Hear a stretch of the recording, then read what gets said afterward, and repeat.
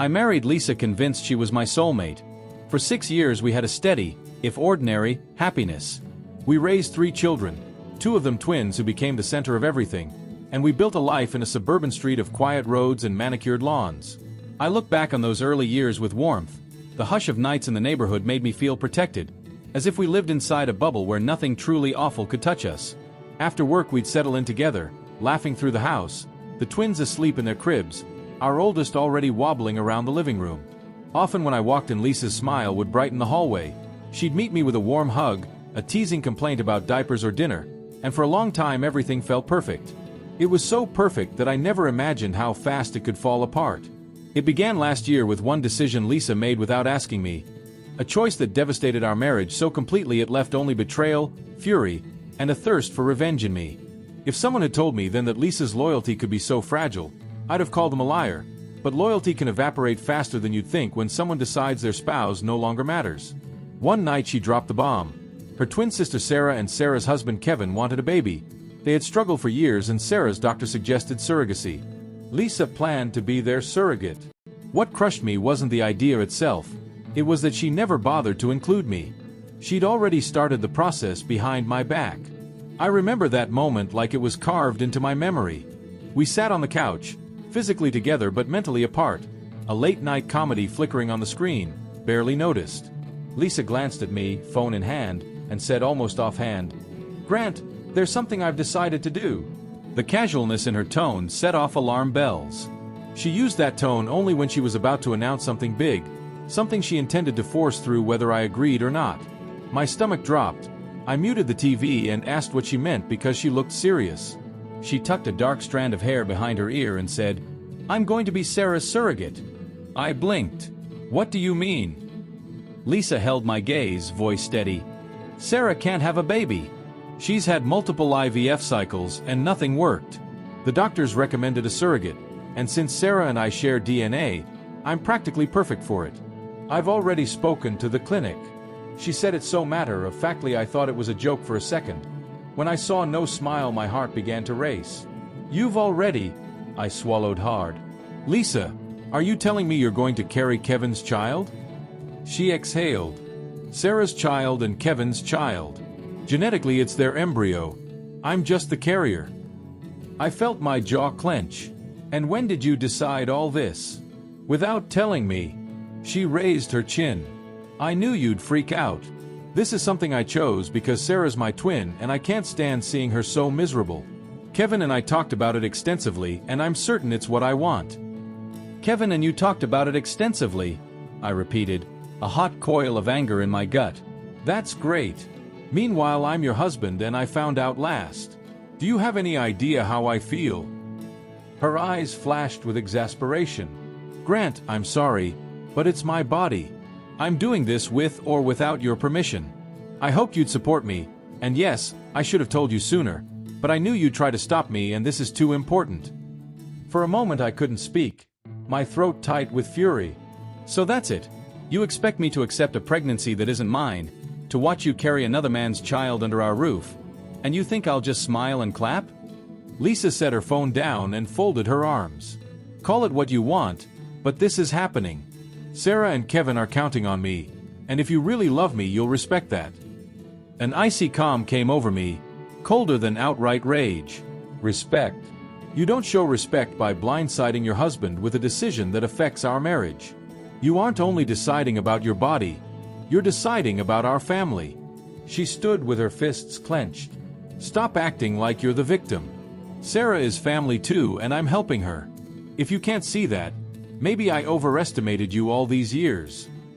That final line pushed me over the edge. "Overestimated me, Lisa? If you go through with this it will tear us apart." She moved past me, shoulders rigid. "Then maybe we're not as strong as I believed," she said, and left the room. I stayed behind, seething, heart hammering so loudly I could hear blood in my ears. I tried to breathe through the anger, but it felt like a betrayal so deep I couldn't name it. The quiet house pressed down on me with the aftershock of her announcement, and even as I told myself to calm down I already knew everything had changed. The days that followed were tense.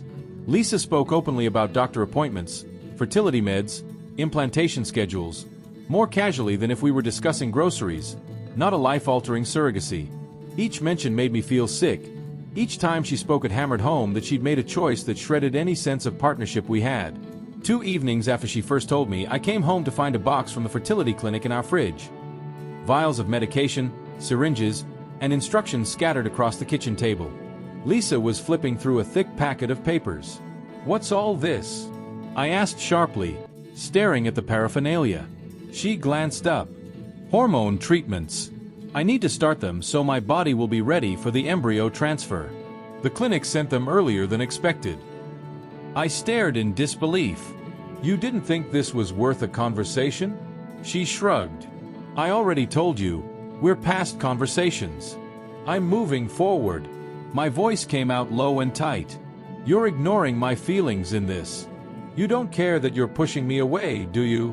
She rolled her eyes. "Stop being melodramatic. It's 9 months. Then I hand the baby to Sarah. It's not like I'm replacing our children with another one. This is to help my sister. You can rationalize it all you want," I muttered. "But if you do this, I promise I'm not staying in this marriage." She looked up, steely. "Grant, you're free to leave if your pride can't handle my decision."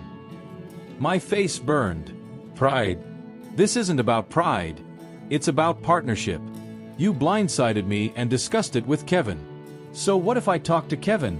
she demanded, voice rising. "He's the father of the embryo. He needs to be part of the discussion." I gave a mirthless laugh. "And I'm the husband you took vows with. Is that irrelevant now?" She picked the papers back up, effectively dismissing me. "We're done here, Grant."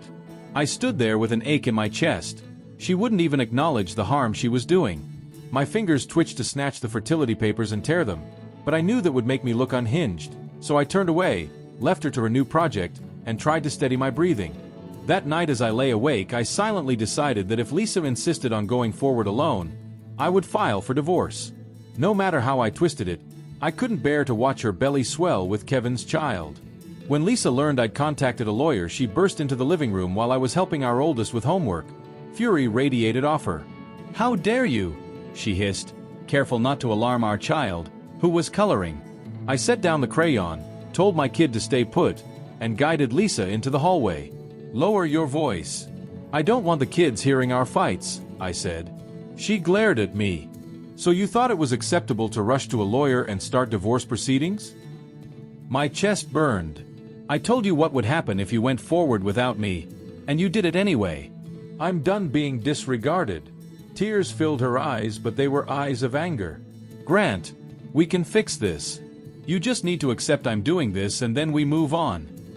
I held up a hand. "No, you're not hearing me. There is no fix. You went behind my back, used our finances, signed up for surrogacy as if our marriage were secondary to your sister's child. Did you seriously expect me to just say, 'Sure, honey, that's great'?" Her lips trembled. "I didn't think it had come to divorce." "God, you're so cold," I barked a short laugh. "Maybe I am now. But I wasn't cold when you made that decision. That's what turned me this way." She opened her mouth to retort, then slammed it shut. If she wanted to fling more accusations, she seemed too furious to form them. Finally, she spun and marched upstairs. I stood there, heart pounding, wishing I could pretend this was a nightmare. In our state, there's a mandatory 1-year separation before a divorce is finalized. Lisa knew this, and during that year we would still be living under the same roof for a while. She refused to move out, claiming she had nowhere else to go, that she needed bed rest at times, and that the kids deserved a stable home. I didn't want to uproot our children either, so I tolerated her presence. Tolerate being a generous word. She took the guest room or sometimes the living room couch while I took the master bedroom. We moved like strangers who shared space but hardly spoke. The kids noticed and asked why Mom and Dad no longer sat together at dinner. We tried to act civil in front of them, but tension seeped into every corner of the house. Lisa's twin sister, Sarah, showed up one weekend with Kevin and 2. I found them in the living room paging through a glossy stroller catalog as if they owned the place. Our kids were outside playing, so I had no reason to pretend courtesy. Kevin rose from my recliner when I walked in. "Grant, hey," he said awkwardly. "We were just, planning for the baby." Lisa rubbed the faint swell of her belly that had begun to show. "Kevin and Sarah want to make sure we're prepared." I need certain things in the house to be comfortable. I stared at her. Why can't Kevin buy all that for his home, since that's where the baby will eventually live? Kevin let out an uneasy chuckle. Well, we thought it'd be good to have supplies here while Lisa's carrying. I cut him off. Don't you dare talk about supplies in my house like it's your personal baby lounge. Lisa's cheeks flushed. You're being unreasonable. Do you expect me to stand for hours at their place if I'm nauseated or need rest? I live here. I clenched my jaw. Yes, you do. But maybe Kevin and Sarah should show some respect and not treat this house like their baby planning HQ. Kevin glanced at Sarah, who stood behind the couch with arms folded. Sarah gave me a steely look. Grant, it's not like we enjoy being here. We're just trying to make this as painless for Lisa as possible. My anger flared. Let me guess.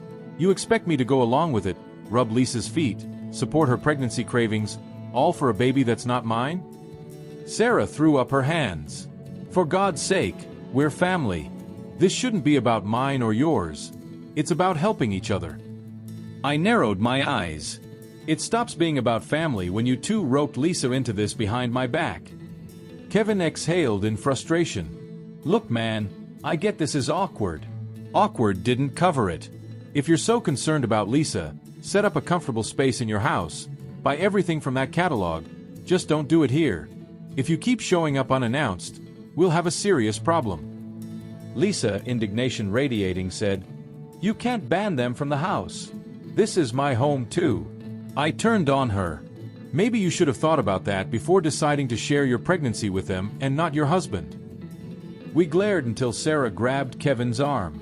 Let's go, she said, voice shaking with anger. We don't need this. They hustled out. Lisa whipped around, pointing a finger at me. You're acting like a child.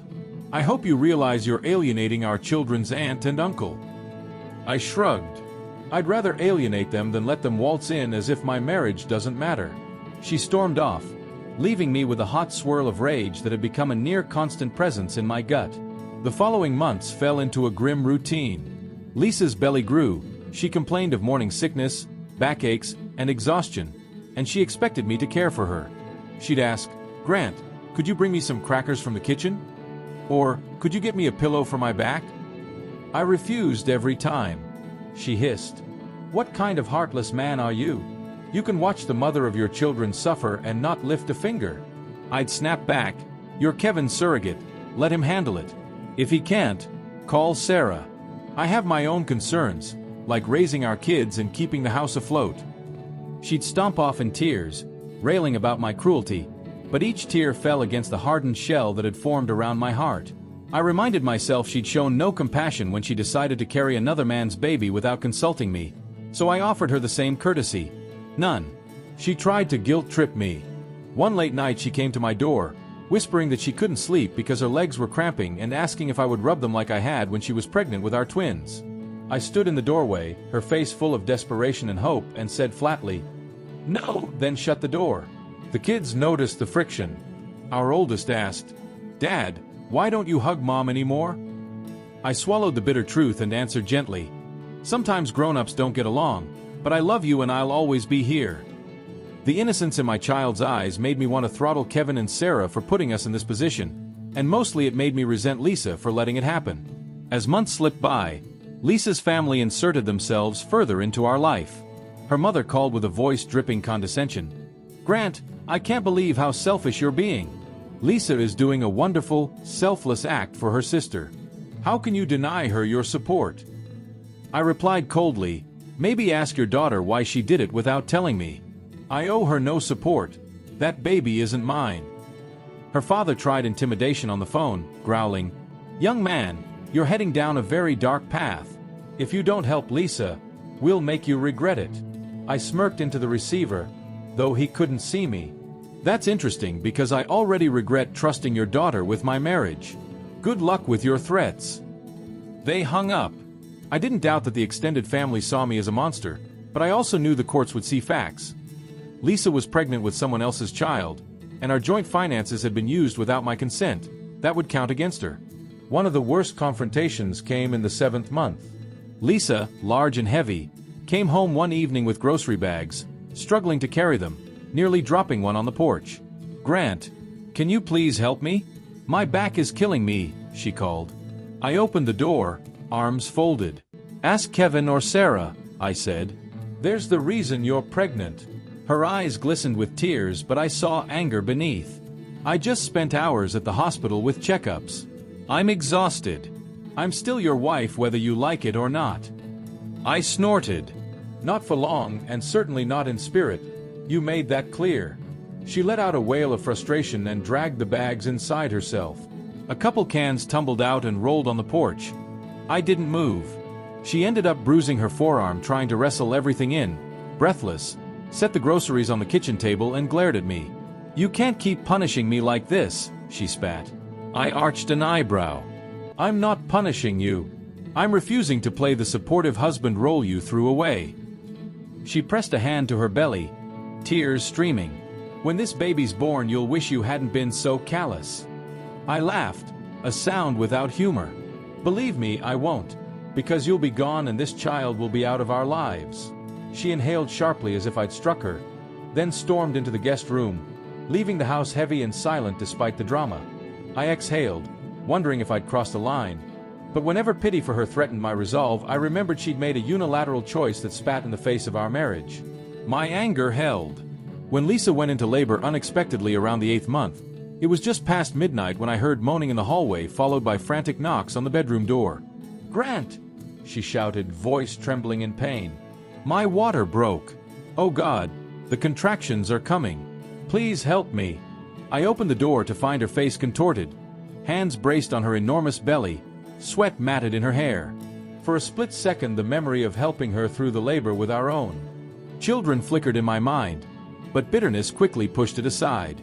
"I'm not taking you to the hospital," I said coldly. "That's Kevin's job." Her eyes went wide with disbelief. "Kevin's not answering. Sarah's phone goes straight to voicemail. I need to get to the hospital now." I shrugged and stepped back. "Call an ambulance." She grabbed the doorframe as another contraction tore through her. "Grant, please, you can't just let me suffer here," she cried. I met her eyes. "Watch me," she stumbled, tears streaming down her face. You're heartless." I gave a short nod. "That's what happens when you ignore your spouse's feelings. Good luck with the baby. I'm going back to bed." She let out a sob as I closed the door. In the hallway, she fumbled with her phone, probably dialing 911. Within 15 minutes, paramedics arrived. The ambulance lights flickered across my window and I heard them whisker away. For a fleeting second, guilt crept in, but I shoved it down. She chose to shut me out. Why should I rush to her when the child inside her wasn't mine? The next morning, my phone erupted with calls and voicemails from Lisa's mother, screaming and accusing me of abandoning Lisa in labor. I deleted them after the first few seconds. She wanted a baby for her sister. Let her depend on her sister's people. Lisa and the baby stayed in the hospital for several days. The newborn, a girl, was premature but stable. Sarah had her own health problems, so Kevin was stretched thin, running between 2 hospital rooms. I kept living my life, took the kids to school, went to work, made dinner. When Lisa's mother called to say Lisa would be home in a couple of days, I said, "That's her choice," and hung up. I was reading in the living room when Lisa finally came back. Pale, exhausted, a newborn in a portable car seat. She set the carrier down, exhaled, and collapsed onto the couch. The baby fussed with a small cry.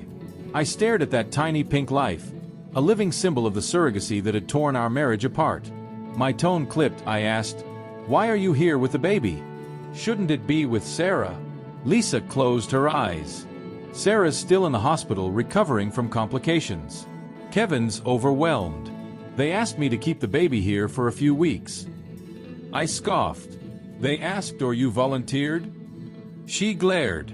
"Is there a difference? I can't abandon her. She's helpless." "You should have thought about that before choosing to be a surrogate," I said. "Let me be clear. I'm not lifting a finger. If you're too tired to handle the crying, that's your problem." She rubbed her forehead. A tear slid down her cheek. "Have you always been this cruel, or did I make you this way?"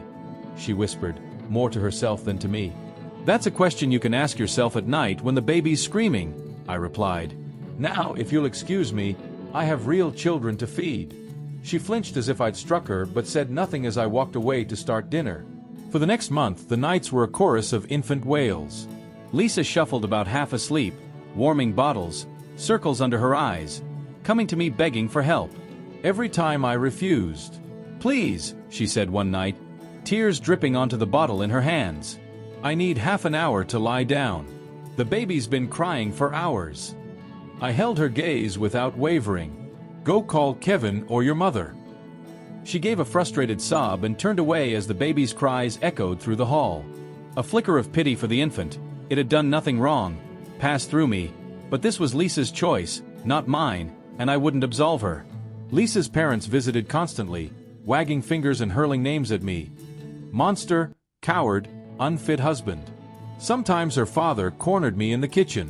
Listen here, he'd say growling. You should be ashamed. Lisa's postpartum. She needs rest. You can't just abandon her. I stared at him.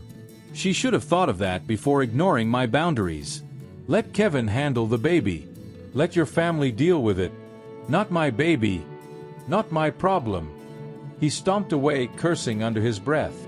Their condemnation was relentless, and I bore it with a grim satisfaction. Lisa's family painted me as heartless, but the law leaned toward me once finances came under scrutiny.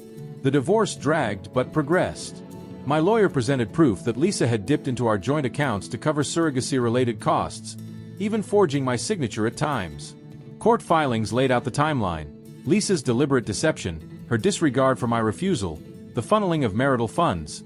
The judge viewed forgery harshly. Meanwhile, Lisa's attorney tried to portray me as a cruel man who abandoned his pregnant wife. But since the baby wasn't mine and Lisa had concealed the surrogacy, the defense barely held water. Ironically, Sarah and Kevin were quiet about the money, probably relieved they wouldn't be liable if Lisa emptied our accounts. They only wanted the baby.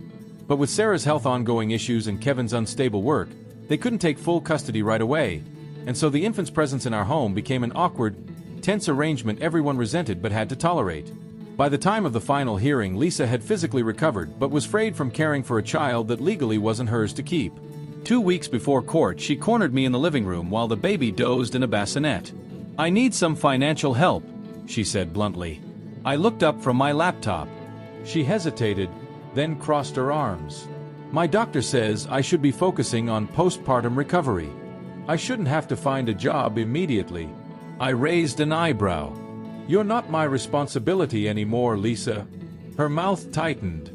I'm still the mother of your 3 children, she snapped. I'm not asking about surrogacy expenses. I mean money for me to live, to feed our kids when they're with me, to pay my share of expenses. I closed my laptop slowly. When we're divorced, I'll pay child support for our children as required by law. I'm not giving you spousal support. Her eyes flashed. I deserve some financial security. I sacrificed my body and my comfort for your sister. I cut her off. Not for me, that's the difference. Her voice trembled. You're unbelievably cruel. You don't care that I'm struggling with postpartum depression. I stared at her. I care about our children, not about the baby that's biologically Kevin's, or the postpartum situation you invited by your choice. You made this bed, Lisa. Lie in it. She pressed her lips together, tears welling. You'll regret it, she said, voice shaking with fury and sorrow. I shook my head. You've said that before. The only regret here is that we're in this mess at all. She swallowed, glanced at the baby. Grant, it hurts me to say this, but you're not the man I remember. I gave a bleak laugh. Nor are you the woman I married. Life changes, Lisa. She marched away, leaving the house quiet. The baby slept on, oblivious to the battleground around it. In the final week before court, Lisa decided to move out, taking the baby to her mother's until Sarah was well enough for custody. She packed hastily, boxes clattering, tears falling as she folded clothes. Our children, confused, asked if Mom was leaving for good. She tried to reassure them she'd see them often, that she still loved them. They nodded, sadness shadowing their little faces. On the day she left, she stood in the foyer, the carrier at her feet, a small suitcase in hand, eyes rimmed red. One last time, Grant. I'm asking you not to do this. Don't finalize the divorce. I'll find a way to fix things, please. A strange tug flickered in my chest, but I let it pass. You can't fix what's already been done. A tear rolled down her cheek. I never imagined I'd lose you. I just wanted to help Sarah. I nodded, bitter. Well, you helped Sarah, and in the process you torched our marriage. Goodbye, Lisa. She swallowed hard, picked up the carrier, and walked out. The door clicked softly behind her, the sound echoing through the empty house. I closed my eyes and let out a shaky breath.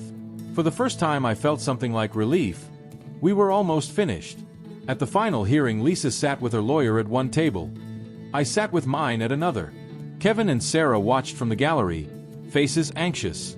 The judge, a stern woman who had read the files, listened as Lisa's attorney offered a tearful plea about abandonment and emotional abuse. My lawyer laid out a precise timeline. Lisa had made the surrogacy decision without my consent, used marital funds for the procedure, and forged my signature. I had repeatedly told her no and set a boundary she ignored. When the judge spoke, her tone was clipped. Lisa's actions flagrantly disregarded our marital partnership. The baby was not mine, so I bore no financial or parental obligations beyond the children we shared. There was no basis for spousal support, especially given Lisa's misuse of funds.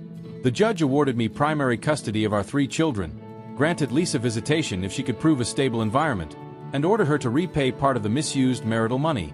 As the ruling landed, Lisa's face crumpled. Tears slid down her cheeks, one hand covering her mouth, shoulders trembling.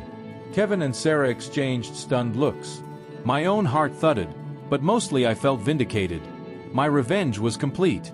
I had left the wife who betrayed me, and the law was on my side. In the courthouse hallway, Lisa approached, eyes swollen. "Grant," she whispered, voice trembling, "I never wanted it to come to this. I'm sorry. I truly am. I made a mistake, but I never thought you'd cut me off like this." I remembered the nights I'd begged her not to do it, her dismissive answers, her arrogance. "You chose Kevin and Sarah's needs over ours, and you lied about it. That's more than a mistake. It destroyed us." She breathed raggedly.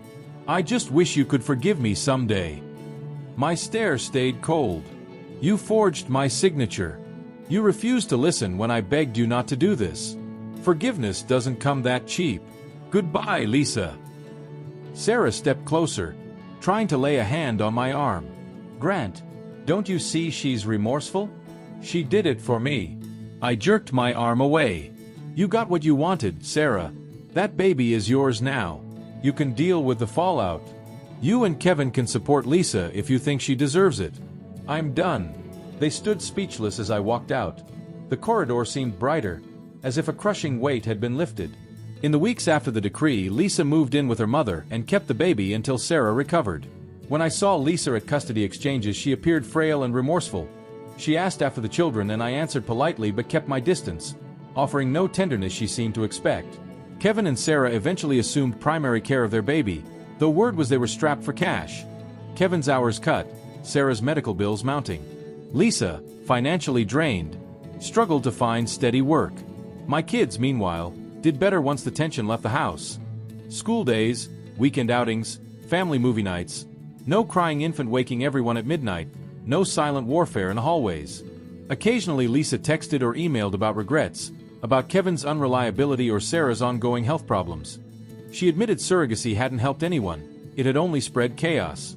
I answered with brief, polite replies, limited to scheduling and the kids' needs. One day my oldest looked up while building with Legos and asked, "Dad, do you still love Mom?" I paused, knelt beside them, and said, "I care about her because she's your mother. But sometimes grown-ups change and they break trust." They accepted that and went back to their little bricks. Kids are refreshingly direct, which is one reason I love them so fiercely. No pretense, no hidden agenda. Months passed into a year. The divorce was behind me and I finally felt free. I kept the house, a steady job, and primary custody. Lisa drifted in and out of the children's lives, never quite regaining her footing. From what I heard, Kevin and Sarah's new life with the baby was far from a fairy tale. Medical bills, fights over money, and little time to help Lisa much. She relied on her parents, who could only do so much.